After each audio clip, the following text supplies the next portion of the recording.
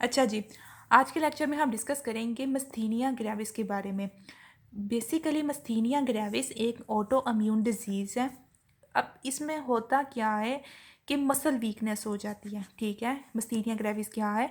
एक auto immune disease है। Auto immune disease वो डिजीज़ होती है कि जिसमें अपना ही बॉडी का जो इम्यून सिस्टम होता है वो अपने ही बॉडी के ख़िलाफ़ हो जाए, ठीक है, तो उसको कहते हैं ऑटो इम्यून डिजीज़। तो मस्थीनिया ग्रेविस में क्या होता है कि अपना ही इम्यून सिस्टम जो है वो अपनी बॉडी के ख़िलाफ़ हो जाता है, ठीक है, तो उसको कहेंगे हम कि ये ऑटो इम्यून डिजीज़ है। अब इसमें बेसिकली होता क्या है कि ये मसल वीकनेस हो जाती है, ठीक है। क्या होता है? मसल वीकनेस होगी। क्यों होगी? Basically caused by the auto antibodies जो कि टारगेट करेंगी न्यूरोमस्कुलर जंक्शन को, ठीक है।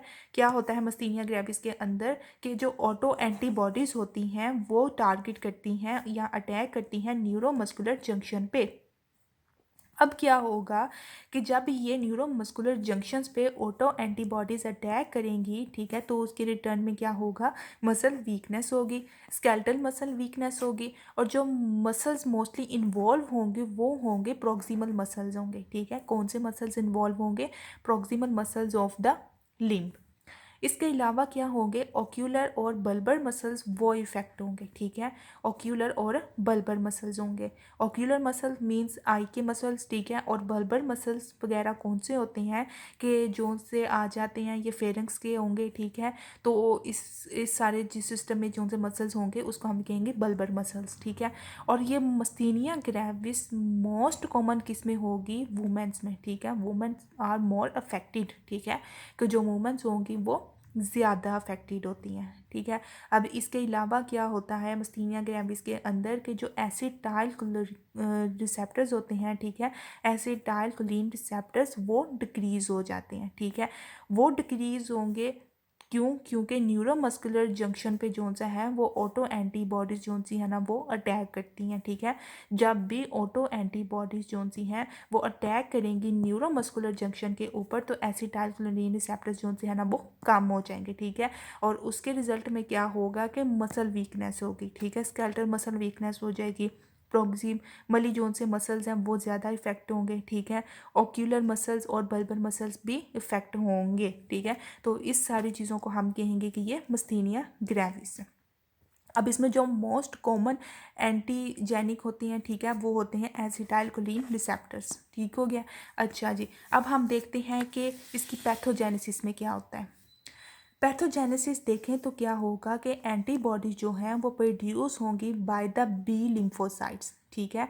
प्रोड्यूस कौन कर रहा है? By the B lymphocytes. और जो एंटीबॉडी होगी वो कंट्रोल होगी defectively by the T lymphocytes, ठीक है।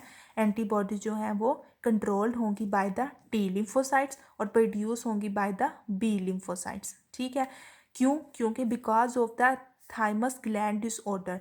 अगर थाइमस ग्लैंड डिसऑर्डर हो जाए तो उसके रिजल्ट में क्या होगा कि एंटीबॉडी प्रोड्यूस होगी बाय द बी लिम्फोसाइट्स और कंट्रोल्ड होगी effectively by the T lymphocytes, ठीक है। अच्छा, अब मस्थीनिया ग्रेविस जो है वो एसोसिएट होता है with the R A rheumatoid arthritis से, ठीक है। ये भी एक ऑटोइम्यून डिजीज़ है। SLE से, ठीक है, ये भी एक ऑटोइम्यून डिजीज़ है। या फिर कोई थायराइड डिजीज़ हो या फिर अनीमिया हो, ठीक है। तो इन सारी कंडीशन से भी जो है ना वो मस्थीनिया ग्रेविस एसोसिएट होगा। अब इसके अलावा क्या होता है कि एक मेडिसिन होती है जिसे हम कहते हैं पेनिसिलामाइन, ठीक है। अगर पेनिसिलामाइन जो है वो कोई भी पेशेंट ले रहा है किसी भी डिज़ीज़ की ट्रीटमेंट के लिए तो उसके नतीजे में भी मस्थीनिया ग्रेविस हो सकता है, ठीक है। क्या होता है कि पेनिसिलामाइन ये एक ऐसी मतलब कि ड्रग है कि जो अगर किसी ट्रीटमेंट के लिए इसको ली जा रही है तो उसके रिज़ल्ट में भी मस्थीनिया ग्रेविस हो सकता है, ठीक है। तो जैसे ही हम ये वाली ड्रग पेनिसिलामाइन को जो है ना वो लेना ख़त्म कर देंगे, ठीक है, उसका यूज़ नहीं करेंगे तो क्या होगा कि मस्थीनिया ग्रेविस ऑटोमेटिकली खुद ब खुद ठीक होना शुरू हो जाएगा, ठीक है। तो ये एक चीज़ आती है इसमें। अच्छा जी, अब हम देखते हैं कि क्लिनिकली क्या होता है। क्लिनिकली अगर देखें तो क्या होगा कि क्लिनिकली मोस्टली जो से मसल्स होंगे, मैंने पहले भी बताया है कि मसल्स कौन से इन्वॉल्व हो रही हैं। प्रॉक्सिमल मसल्स हो रहे हैं लिम्ब के, ऑक्यूलर मसल्स और बल्बर मसल्स जो से हैं वो ज़्यादा इफेक्ट होंगे मस्थीनिया ग्रेविस के अंदर, ठीक है। तो अब इसमें क्या होगा कि अगर क्लिनिकली देखें तो ओक्यूलर मसल जो हैं उन पे क्या इफेक्ट आएगा मिस्थीनिया ग्रेविस का, कि डायप्लोपिया हो जाएगा, मतलब डबल विजन हो जाएगी, ठीक है, डबल नज़र आएगा पर्सन को।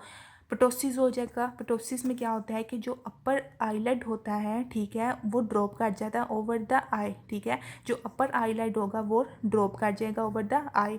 क्या क्या होगा ओक्यूलर मसल में, डायप्लोपिया और पटोसिस। डायप्लोपिया में क्या होगा, डबल विजन होगी, और पटोसिस में क्या है कि जो अपर आईलेड होगा वो ड्रॉप कर जाएगा ओवर द आई, ठीक है। अच्छा, अब इसके अलावा दूसरी चीज़ क्या होती है, बल्बर मसल्स, ठीक है। बल्बर मसल्स में क्या होगा कि जो प्लेटलेट होगा, टंग होगी और जो ये फेरेंक्स होगा, ठीक है, उनमें प्रॉब्लम आना शुरू हो जाएगी, ठीक है, उनके जो मसल्स होंगे वो उनमें प्रॉब्लम आना शुरू हो जाएगी। तो उससे क्या होगा कि डिफ़िकल्टी होगी इन चूइंग, स्वॉलिंग और स्पीकिंग, ठीक है, मतलब कि खाना खाते हुए उसको अंदर लेके जाते हुए तब प्रॉब्लम होगी, ठीक है, बात करते हुए मसला आएगा, ठीक है, सही से जोन सा है ना वो प्रॉपर बात नहीं कर सकेगा पेशेंट, और उसके अलावा क्या होगा कि च्युइंग करने में भी उसको प्रॉब्लम आएगी।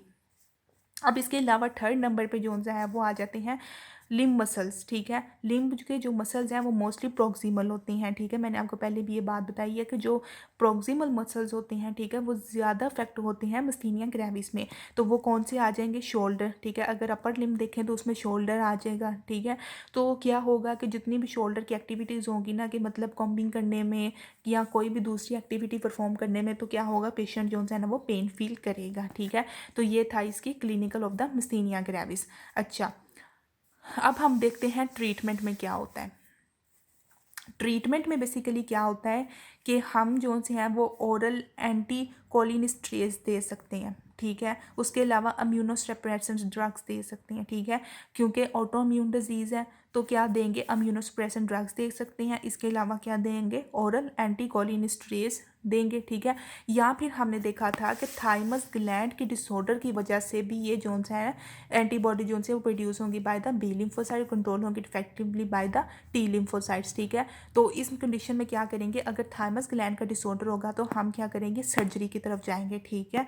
तो क्या हम इसकी सर्जरी करेंगे, थाइमैक्टोमी करेंगे, ठीक है, मतलब थाइमस ग्लैंड की जो सी है ना वो सर्जरी करेंगे, ठीक है। तो ये था सारा ओवरव्यू मिस्थीनिया ग्रेविस का, ठीक है। तो मिस्थीनिया ग्रेविस बेसिकली क्या थी, ऑटो इम्यून डिजीज़ थी, जिसके अंदर ऑटो एंटीबॉडीज जो सी है वो न्यूरोमस्कुलर जंक्शन पे अटैक कर रही थी, और उसके नतीजे में क्या हो रहा था कि मसल वीकनेस हो रही थी। कौन सी, लिम्ब के जो प्रॉक्सिमल मसल्स हैं वो वीक हो रहे थे, ओक्यूलर और बल्बल मसल्स, ठीक है, और ये मोस्ट कॉमन होती हैं इन द वुमेन। तो ये था सारा मिस्थीनिया ग्रेविस।